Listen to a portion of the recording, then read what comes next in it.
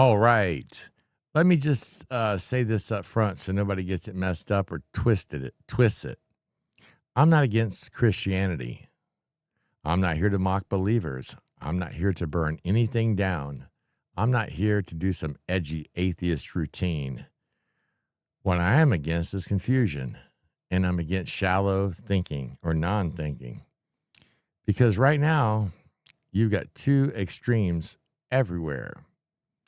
You've got people clinging to everything inside Christianity like it dropped from heaven, fully formed. And then you've got people tearing the whole thing apart because one part of it doesn't make sense, or several parts to them doesn't make sense. Both of those positions are extremely lazy.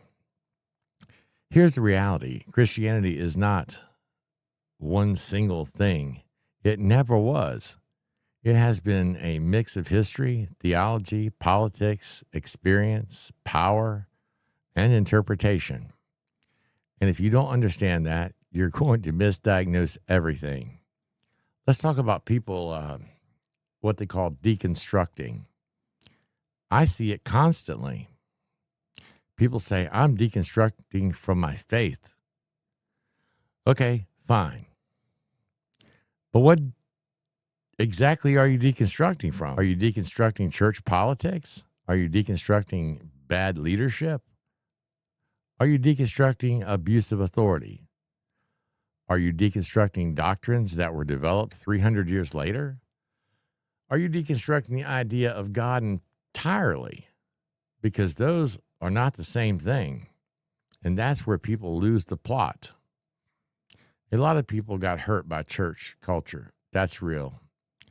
Some of you were manipulated. Some of you were guilted. Some of you were threatened with hell every 5 minutes. Some of you were told not to ask any questions. That's not Christianity in its raw sense. That's institutional behavior. That's power structures. Every system develops power structures. Governments do, corporations do, religious institutions do. But when someone gets hurt by a pastor, that doesn't automatically mean the teachings of Jesus are false. When someone sees hypocrisy in church leadership, that doesn't automatically erase every spiritual experience they've ever had. But people collapse altogether. They just throw it out. They go, well, the church lied about this, so the whole thing is fake. That's not analysis, my friends. That's reaction. Now, on the other side, you've got people who refuse to admit there are problems. They act like church history is spotless, like doctrine was always crystal clear, like there were never power struggles or political motives. That's fantasy. Christianity developed inside history. It moved through empires. It was shaped by debates. Councils argued for centuries to form what to formalize. That doesn't automatically make it evil. It just makes it human and historical. If your faith can't survive history, it's too fragile. Let's talk about doctrine for a minute. Trinity debates, atonement theories, eternal punishment, original sin. All of these ideas were argued, refined, systematized. Some of them were influenced by philosophy. Some were shaped by cultural postures. So when someone says, I don't believe that particular doctrine anymore, that doesn't mean they've abandoned all faith. It means they're thinking. Now let's talk about the Bible. The Bible itself is not one single voice. It's a collection of voices, different authors, different tones, different audiences. Mark doesn't sound like John. Paul doesn't sound like James. That's not chaos. That's development. But when someone discovers that the Gospels aren't word for word identical, wow, they panic or they run. Why? Because nobody told them faith could survive complexity. Now let's go deeper. Some people aren't rejecting God. They're rejecting control. They are rejecting manipulation. They're rejecting fear-based religion. And that is understandable. But here's the danger. Bitterness makes bad decisions. If you let anger be your guide, you'll swing way too far. You'll burn things down that didn't need to be burnt down. You'll throw away meaning because someone misused it. You'll throw away hope because someone weaponized it. That's reaction. That's not clarity. And clarity takes discipline. Ask yourself this. If you walked away from Christianity tomorrow, what exactly are you walking away from? An institution? A doctrine? A culture?